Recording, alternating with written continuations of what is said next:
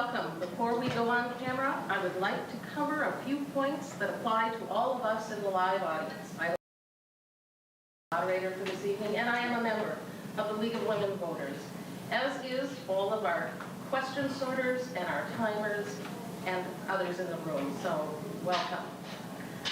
Campaign literature is welcome outside this room. We ask that no candidate buttons, t-shirts, signs, or literature be visible in this room during the forum.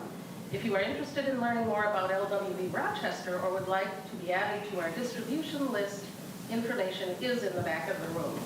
Please remain as quiet as possible while the candidates are speaking so that everyone may hear. And please hold your applause until the forum has ended so that the candidates will have all the time possible for getting their points across. We expect everyone to be respectful to all the candidates and the forum process. The Rochester Public Library is live streaming this forum. The forum is also being projected in Meeting Room C.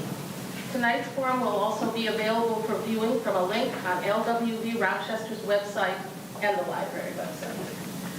Thank you for coming tonight. Please take a moment at this time to turn off all electronic devices.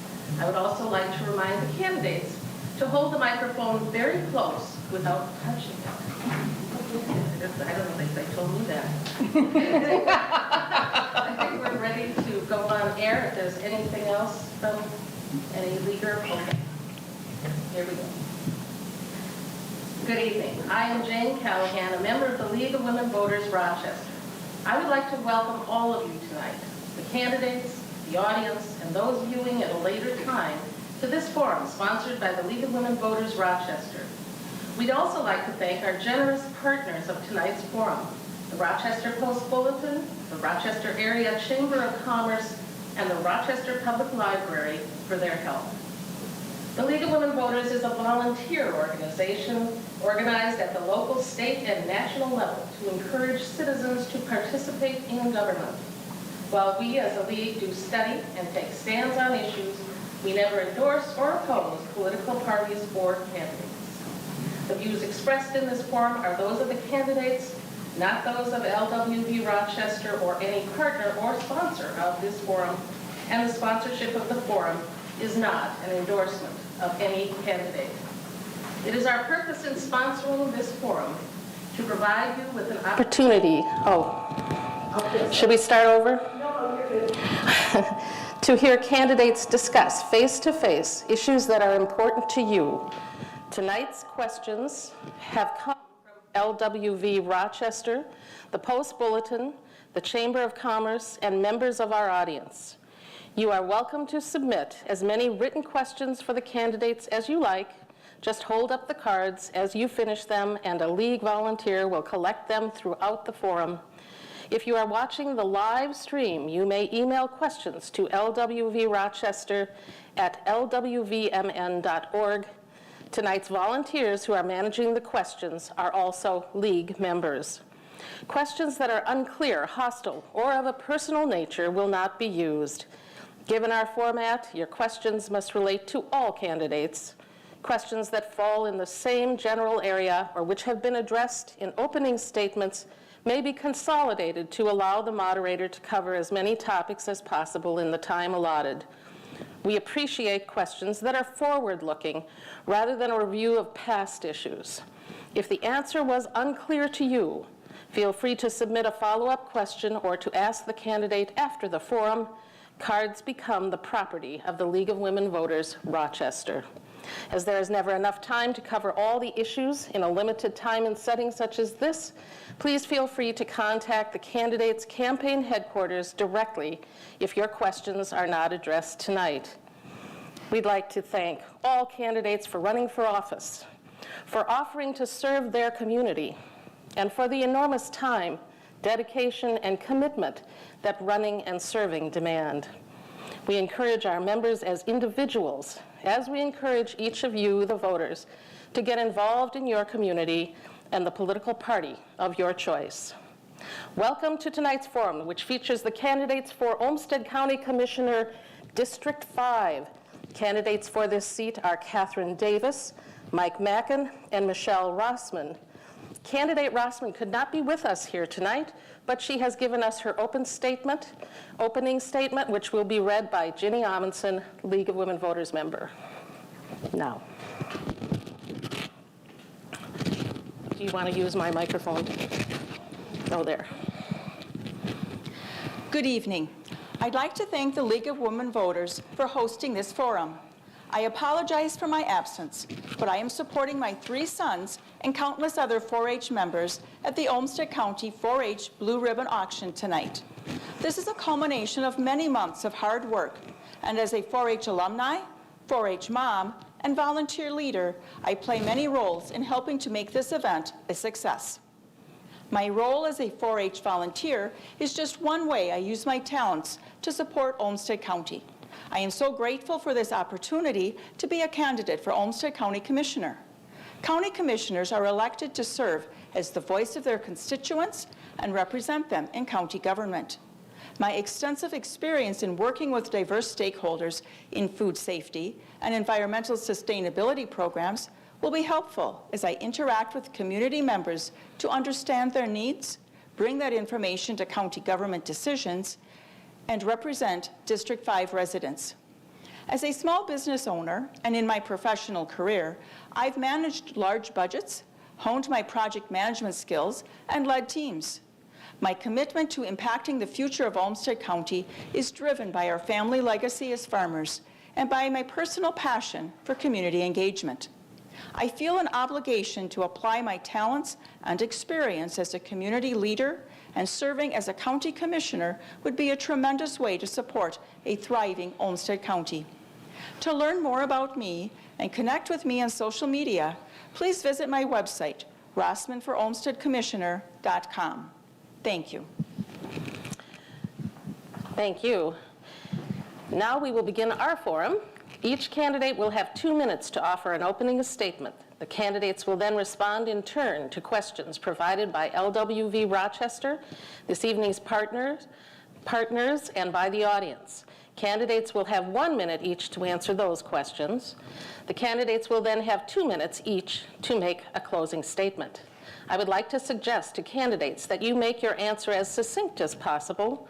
It isn't necessary to use the entire minute for your answer, but please finish your sentence when your time is up. We would like to cover as many questions as possible. Each candidate also has 3 30-second rebuttal cards. These can be used at any point after each candidate has answered the question. Only 1 rebuttal card may be used per question. Please put the card in the basket after you have used it, but I will keep track too. I would like to remind the audience to remain quiet during the forum. Hold your applause until the end of the forum and to turn off all electronic devices. The timekeepers tonight are League of Women Voter Rochester members Mary Jones and Chris Pavick. Questions will be screened by LWV Rochester members Anna Fruling and Amy Cockett. Asking questions from the Post Bulletin is Randy Peterson, and from the Chamber of Commerce, Brian Parsons. Thank you for being here. By random selection, candidate Davis will give her opening statement first.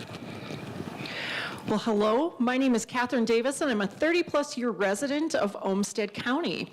I grew up outside of Mankato on my family's farm, and in fact, my brother and I still own our family's farmland, and we are the 4th generation to do that.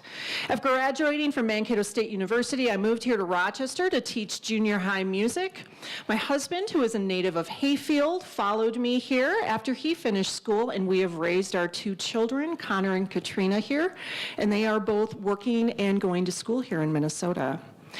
In addition to teaching K-12, I have held positions in contract manufacturing and engineering, finance, higher education, and nonprofit. Throughout my time here in Rochester, I've been actively involved in the community on various boards and committees, including in leadership roles. I'm a graduate of Rochester Area Chamber of Commerce's Leadership Greater Rochester program, and in addition, I co-facilitated a community leadership program that focused on teaching collaboration skills to emerging community leaders. years. I have shared spaces with communities across multiple diverse identities as both an ally and an advocate. Both my professional and volunteer experience means I have kept a pulse on the issues individuals and families are facing. After working in our community and listening and learning from folks, I knew the next step was to work at the policy level to create change. I want to take my experience, my skills, and my knowledge and make a difference for our residents in Olmsted County on the county board. My goals for office are efficient and effective government, including examining how we are investing tax dollars to assure we are allocating resources responsibly, civic engagement, and healthy communities. And I look forward to our discussion this evening. Thank you. Thank you. Candidate Mackin. Hi, my name's Mike Mackin. I was born in Rochester. I've been here my whole life. I went to Lourdes High School. After graduating Lourdes, I went to the University of Wisconsin to play baseball, basically. After that, I came back to Rochester and got into plumbing. I've been a plumbing contractor in Rochester for 35 years. My wife, Becky, who works at the Mayo Clinic, I think she's been at the Mayo Clinic for 35, 36 years now. I got 2 kids. My son, Joe, he actually went to the University of St. Thomas up in the cities to play baseball. He didn't last in baseball forever. He wanted to get into his career in finance, and now he's into finance up in the cities. My daughter, Sam, she went on to the University of Minnesota and ended up kind of being a star up there, which was kind of fun, which kind of leads into the rest of my story here. But we traveled with her around for 18 weeks every spring. It was a lot of fun, so we really enjoyed that. When she was younger, 20 years ago, one of my friends got me to go to one of the softball meetings with the girls, and I just kind of went and listened. And one of the things that came up with us is they said that they had to cut the registration off, and 30 girls weren't able to play because they didn't have fields. And I kind of was sitting there thinking, well, that doesn't seem right. So after the meeting, I got up and said, hey, I'll take care of fields. How many do you need? And they said, well, we need 10. And I said, well, in 2 days, I had them like 15 fields, so it was great. Which leads me into my next deal. Probably one of my biggest accomplishments is I built the softball complex out on the college. That's something that I was kind of running that program, and I really, every time I drive by that on the weekend when it's filled with girls and youth baseball, it puts a lot of enjoyment to me. So that's kind of where I come from. Thank you. Thank you. Now the first question will come from the League of Women Voters, and you have 1 minute to respond. And first it will go to candidate Mackin and then candidate Davis. And the question is, are there new steps that the county board should take to access state and federal dollars for affordable housing? Well, you know, we have a lot of people working out in the county that, I mean, that's what their job is, to look into that. And, you know, they're going to come to us with different budgets, different things that we then have to answer on. So I'm all for it. I mean, it's a great need in our community, and I'll do everything I can to facilitate it. And I think with my contracting and plumbing experience, it'll be right down my line. Thank you. Candidate Davis. Thank you. Absolutely, the county needs to take steps to look at additional funding for affordable housing. We know affordable housing is a huge crisis in our community right now. It affects the community's ability to be able to have workers, to be able to grow, and all of that. So I think we do need to work with the HRA, the Housing Development, and continue to look at what are some of the available funding at the state level that would provide us more flexibility, as well as at the federal level, in order to really create a bigger pool of affordable housing for all of our residents. Thank you. And seeing no rebuttals, the next question will come from Randy Peterson of the Post Bulletin. And it goes to candidate Davis first, and then Mackin. In a recent survey, the Olmsted County residents rated the community as midway between good and fair related to how residents treat each other with respect, and in terms of acceptance of people of diverse backgrounds. What is the county's role in addressing how people are treated within the community? That's a great question, Randy. You know, the county recently engaged in a joint study on racism and has spent a lot of time. They engaged both their Public Health Advisory Board as well as their Human Rights Commission to really look at what does this mean in our community. And coming out of that, they came up with a number of recommendations that are in the process of being reviewed and presented again. And so that is a great first step for the county in really looking at and bringing this issue to the forefront, and really looking at how can we as a county interact with our residents, and hopefully also how are we then encouraging our residents to interact better and more respectfully and be more accepting of everyone. Thank you. Candidate Mackin. Yeah, I mean, obviously that's an issue, and it's only going to get worse every year. It's one of them deals that, you know, I don't think me as a county commissioner that I'm going to, you know, reinvent the wheel on that. It's an issue out there. Hopefully we have places for people to get together so they can see that, you know, maybe there's not that many differences between them, you know, and I think language is a barrier for some of the people. That's always an issue, and you know, I'll do whatever I can to try to help with that down the road. So it's important, and I think it's something we have to deal with. Thank you. The next question is from Ryan Parsons of the Chamber of Commerce, and it goes first to candidate Mackin, then Davis. Excellent. Good evening, candidates. There are many contributing factors to the development and success of Olmsted County, including the businesses and organizations that call it home. Many of those factors can impact workforce and ability to attract that next generation of talent. So that being said, quality of life, transportation, infrastructure, housing, among others, with all of these factors in mind, what have you identified as a key priority for the county? Well, housing is obviously one of the major issues, because you need people at the very top, you need people in the middle, you need people on the bottom, you know, as far as the job scale. So we need housing for these people. You know, being in the construction business forever, the most affordable housing out there is on the low income side is maybe something like trailer houses or modules or something. But everybody's for housing, but nobody wants it in their community. That's kind of the problem with it seems like sometimes. And it's sad. That's something we got to work with. You know, they don't want to take away farmland. They want, you know, it's a tough issue. So that's something I really want to work on, is the housing part of it.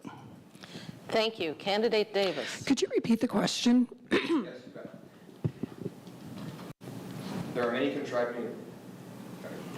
I'm not so loud, I used to know.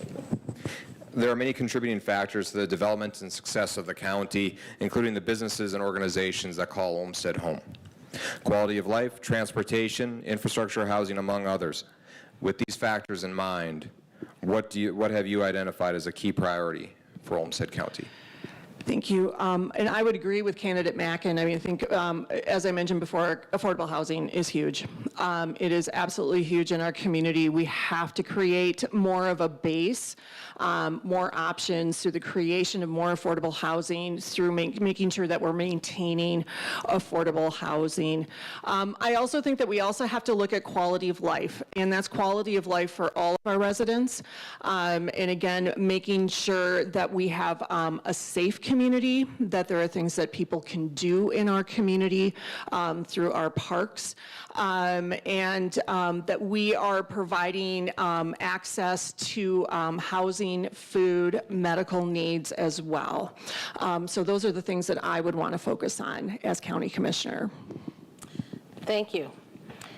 The next question goes first to candidate Davis and then to candidate Mackin, and it is from an audience member. Describe your knowledge of the health and human services areas, since it is such a large part of Olmsted County's budget.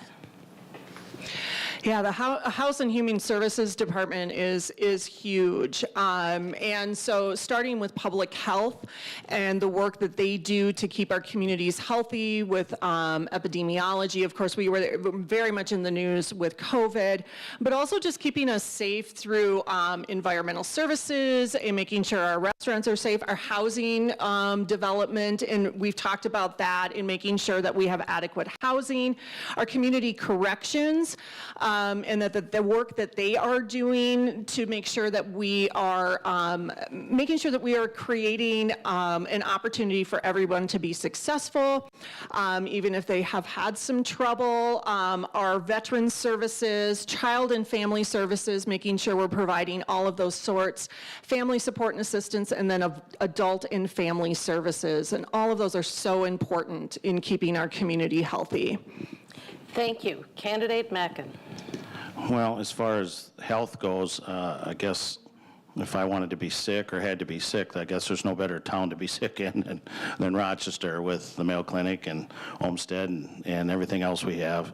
I know we got a lot of good programs to help people, probably not enough. We're going to have to always do a better job. And this is something that's going to continue from year to year. We may fix something today, but people are moving in every day. So it's a never-ending battle, and it's something that's very important that we got to deal with. Thank you. I'll move to the next question. It's entitled Training for Public Safety Personnel. And it goes first to candidate Mackin and then Davis. How will you support the Sheriff's Office to ensure deputies are trained and supported? Is completion of public safety training center key to meeting any new state law enforcement training mandates? That's the way it's written. To you, candidate Mackin, first. Well, obviously, I see the sheriff's here. Obviously, it's very important to, have our public, be safe here. So, I'm all behind it. I'll support anything to do with law enforcement. It's huge. I'm sure he's got a staff that can decide what they need. They're going to come to the commissioners at some point with a budget, and we're going to have to pass it or deny it or do whatever. I'm all for working with them. If they need it, I'm probably more apt to give it to them than not. So we got to keep everybody safe. There's a lot of things going on in the country now, and this town has been a safe town compared to a lot of the other ones, and let's keep it that way. Thank you. Candidate Davis. Thank you. Well, I had an opportunity to speak with our sheriff last week about this and some other items. And I know that that our sheriff's department has been trying for over 20 years to get the training center built, and that the county board has allocated some monies for it, but certainly not enough. And we know that having a well-trained law enforcement is something that's very important for public safety. And right now it's just not adequate. And so I would definitely support looking at what that might look like. Maybe it's a multi-phase in order to be able to get built in the right way. And then as far as training, making sure that our training that we are doing there not only meets state mandate, but goes beyond that. What are we doing to continue the work in the crisis intervention, de-escalation, making sure that we're trying to do the best we can to make sure that we are being equitable and that we are trying to eliminate bias as we're looking at law enforcement. Thank you. And the next question will come from the audience, and then after that, I think I will move back to the Post Bulletin and the Chamber for the next two questions. It goes first to candidate Davis. Mackin, did you get to speak on that one? Yes. Okay, sorry. I didn't get my check marks done. Anyways, so this question is very simple, from the floor. Small businesses. Please share your ideas to boost small businesses in Olmsted County. Right. Well, we know small businesses are the backbone of our community, and in fact, the majority of chamber members are small businesses. And so there's many things that we can try to do to try to incentivize small businesses moving here. We know that examining our taxes and how we are taxing folks are very important. I think the biggest thing that we can do to support our small businesses, though, is to make sure that we have a welcoming and an inclusive community. So that we are encouraging people to move here to be able to work in our small businesses, that everyone feels welcomed here, and that there's adequate training and all of that in order to be able to do that. So those are just some things that I would do to support small businesses. Thank you. Candidate Mackin. Well, small businesses obviously is right up my alley. I'm a small business owner and have been in small business for 35 years. So it's an issue. It's tough for us out there.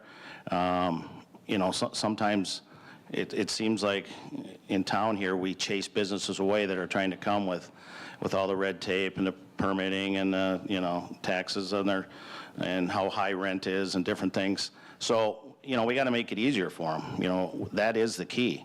That is the key to have small businesses here. So let's do whatever we can to help them. It's hard. I mean, I went through it back in 2010. It was a tough time, and a lot of people didn't make it.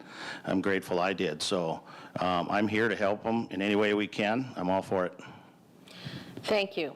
And the next question comes from Randy Peterson of the Post Bulletin.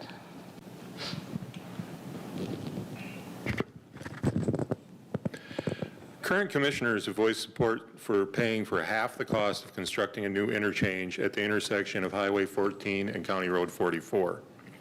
With an estimated $45 million cost of the project, is this something you would support? Candidate Mackin. Yeah, definitely. I know Jim Beers has been working on this for 10 years. That's a dangerous intersection out there. We have a lot of people that commute to the hospitals in downtown. And we all live out in that area, so we've all been at that intersection, and it's terrible. So it sounds like it's kind of a dead horse right now with the state. I know the commissioners and we're ready to move on it. We got the money, we had the bonding, but from what I understand, the state they're not even putting it in their 10-year program. So as much as I would like to have it happen, I think it'd be great, especially with the size of the town growing towards Byron in every direction. We're going to need these, and it won't just be there, it'll be other places. So I'm all for it, but it sounds like don't get your hopes up too high on that one. Thank you. Candidate Davis. So yes, I do support that. I had an opportunity to attend the public meeting about this intersection a few weeks ago. And currently they have closed the median, so there's only right turns happening. So we've made the intersection interim safer, but residents and businesses along that corridor are not pleased, but accept it because it is safety. So yes, we do need to work with our state leaders, our state delegation. We need to get them back into session, back into passing that bonding bill so we can get that into the MnDOT 10-year plan. And we as Rochester residents, we all can contact our legislators and make sure that happens. And I know as county commissioner, I will work to advocate for that because we need to get that intersection fixed. Thank you. The next question comes from Randy Parsons of the Chamber of Commerce. Ryan Parsons, forgive me. Your names are too much alike. That's fine. We've been near each other all day, so we're good. When thinking of a more long-term strategy, what do you view as a challenge or opportunity for Olmsted County in the next 5 years? Well, I think there's a number of challenges that we need to look at. I think just funding in general, because we know that there's even more demand for the services that the county is offering. And right now, we just currently don't have enough staff or enough rooms in these programs to be able to serve the individuals that need it. The workforce shortage is huge, and it's at a crisis level at Olmsted County. And I know the county board has done some work to try to help relieve that. But until we can get enough people into those places, we're going to continue at this crisis level is a challenge.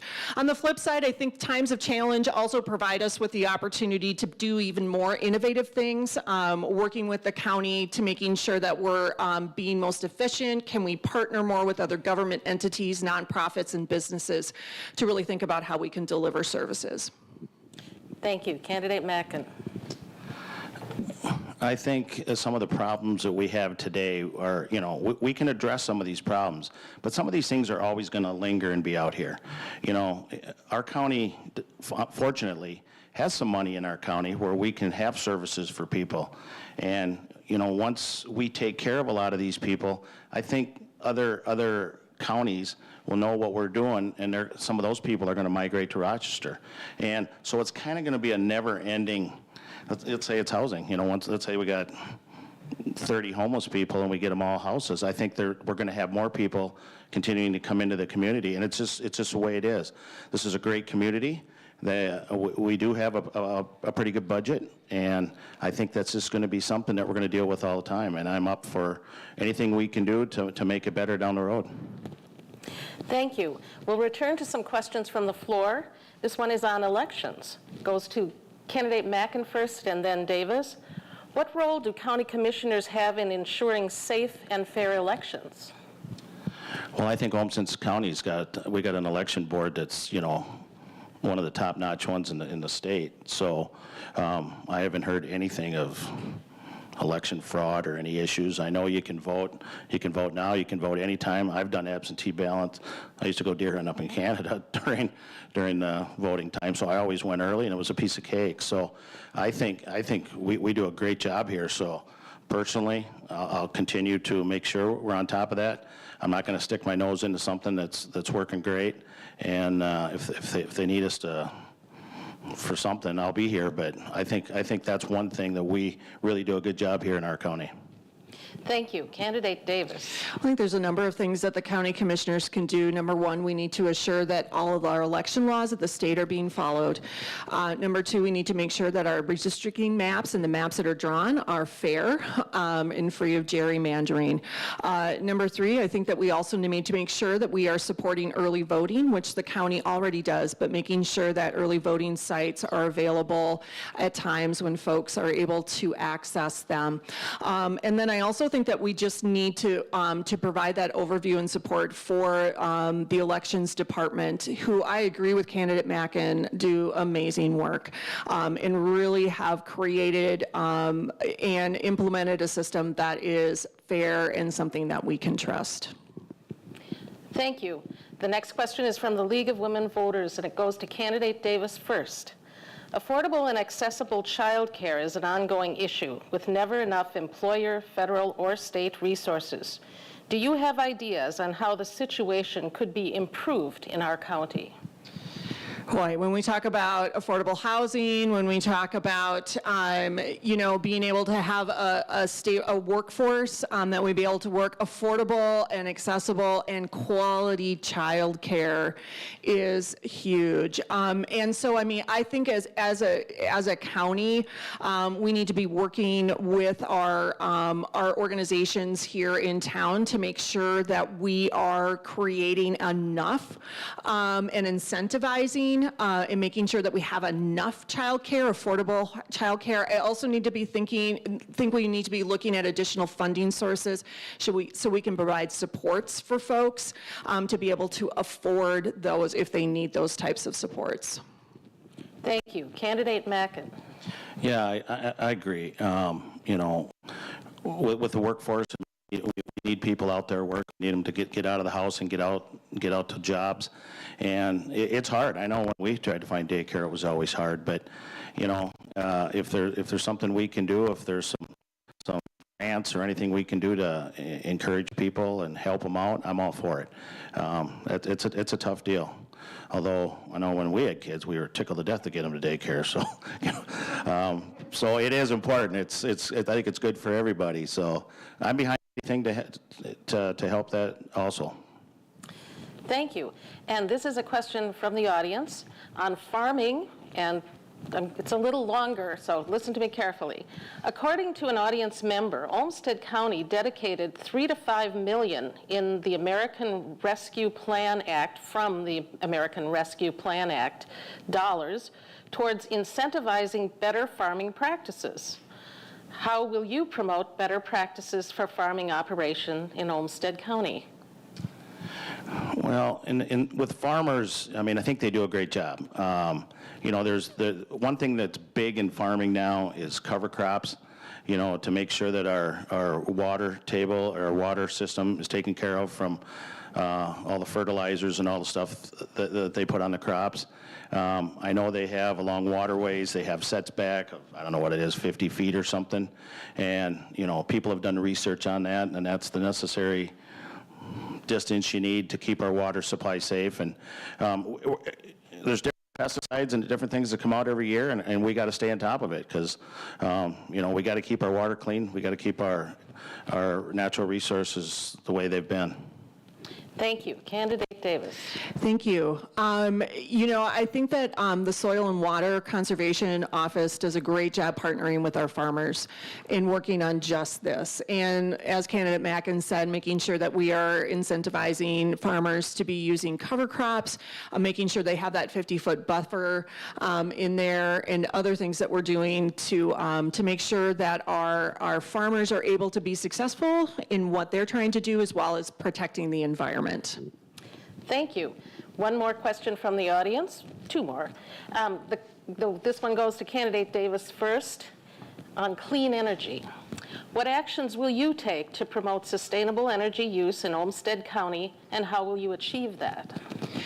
So definitely sustainable and environmental is very, very important to us, and our county has been at the forefront of that from the waste to energy plant. And I know that I would support the materials energy plant that they want to, are trying to do, where they're able to separate even more of the materials to be able to recycle all of that. I also support moving beyond the pilot program of using the ash that's from the burning of the garbage, and using that and providing that to construction companies for the base of like the roads, as well as really looking at how we're using some of like the wood in that, burning that, packing that so it can be used as water filtration.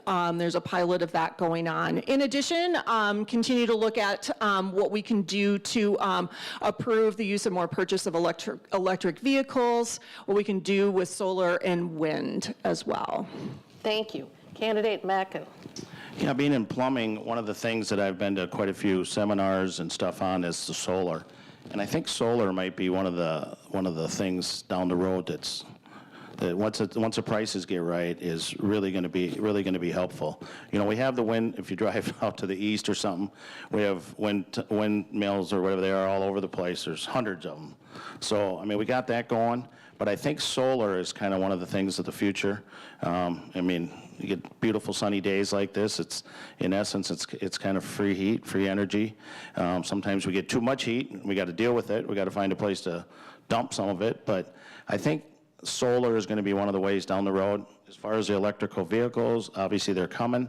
You know, not everybody can afford those. That's an issue in itself. So maybe we do something with our buses downtown if we want to go electric, or something with them if it's feasible. But yeah, it's something we every year it comes down the line, so we got to deal with it.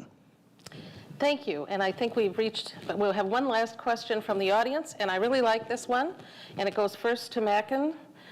What exactly does a county commissioner do? Yeah, I really don't think anybody knows. I mean, I've known Jim Beer for 20 years, and you know, we sit and talk about all the junk going on. But when I've been out talking to people here, it's like, who's our commissioner? And it's like, it's Beers. He's been here for 20 years. Oh, what does he do? I go, I don't know what he does. You know, I think what we are is we're kind of like the judges at the end, and when different. You know, the sheriff's office and all the county offices, they all want stuff. And they always got their hand out. Everybody has it. We all have it. And they all have needs. Everybody's got needs. Affordable housing, everything. At the end of the day, we got a budget that we got to deal with.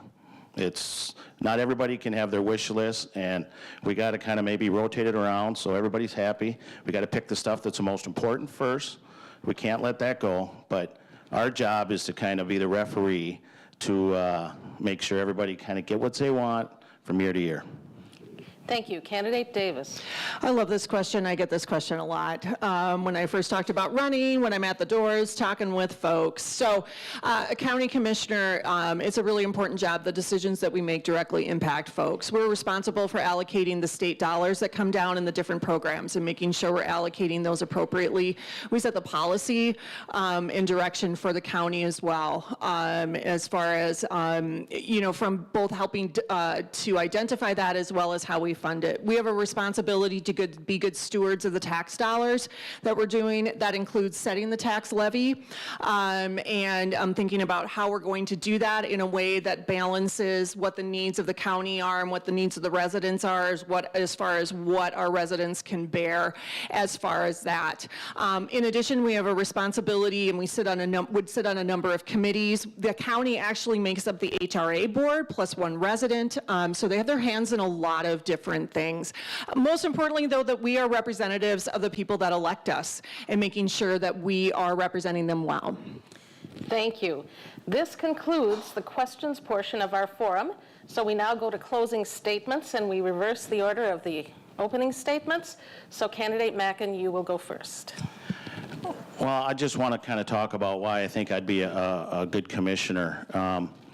Again, I've owned my own business forever, and I have employees that I'm in charge of their life and their welfare too. I've played sports my whole life, and I've always kind of been the guy they go to get the teams, do whatever. I coached for years. And I still coach. Me and my wife are the head coaches at Lourdes, and I also took on assistant coach at the college for girls softball. And if you can deal with girls softball, you can kind of deal with anything. Some of these questions might be kind of easy with the stuff we hear. So I can make decisions. I think that's one of the biggest things. I mean, we're going to have tough decisions we got to make, and we got to make them. And I'm the guy that can do that. I know when we did when I built that softball fields out east of town, there was a lot of decisions, a lot of stuff. I mean, you start with the county, you got to deal with it. Just trying to get an address out there in the middle of nowhere took months, and dealing with all the contractors, working with Park and Rec and the city, getting the finances set up for it. I think this year is it's a final year of our payment to the city. So it's just been a great project. And I think being able to kind of be in charge of this stuff and run it, I really think that this is right up my alley. And I've been here my whole life. I kind of know what's going on. I might not know all the little ins and outs of everything that the county commissioner does. Like I said, I don't think anybody for sure really knows until you've been in there. So I'm a fast learner, I get along, and I think I'd be a great commissioner. Thank you. Candidate Davis. I want to thank the League of Women Voters Rochester, Rochester Post-Bulletin, Rochester Area Chamber of Commerce, and the Rochester Public Library for sponsoring this forum. I also want to thank the community members who are in attendance, both here in the library and virtually, and for those who submitted questions to us. I want to thank my fellow candidates, Mr. Mackin and Ms. Rossin, for running as well. I believe having a choice in candidates is good for our voters. The role of county commissioner is important. We're responsible for setting the policies and direction for the county, as well as approve how our tax dollars are invested. The decisions that we make impact the lives of our family, friends, and neighbors. I've experienced working in education, in business, and in nonprofit, and I hold master's degrees in organizational management and in business administration. I have both formal and informal education in diversity, equity, and inclusion practices, and I believe in the power of intercultural communities. In order to move our county forward, every voice needs to be heard, every person needs to be represented, and every person needs to be seen. For over 20 years, I've been actively involved in our community, serving on boards and commissions with the goal of making our county the best it can be. My volunteer work is broad, including agencies that represent individuals with developmental disabilities, mental health, the arts, professional organizations, and women in leadership. I've led organizations and been on boards during times of prosperity and during challenging times. I've never shied away from making tough decisions relating to programming and staffing.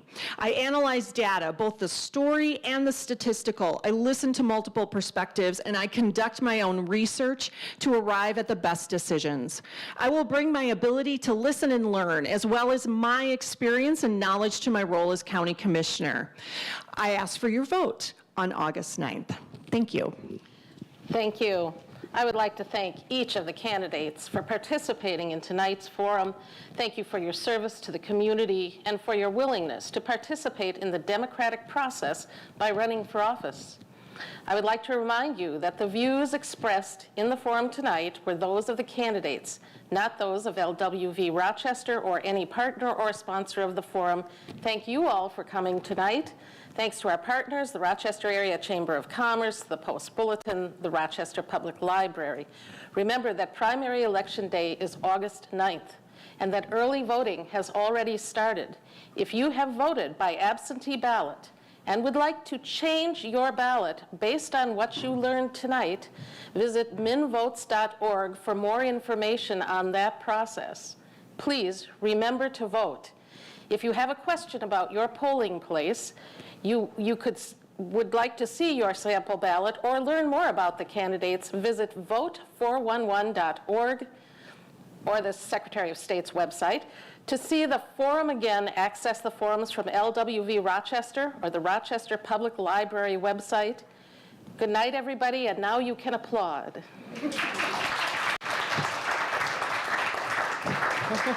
Very good.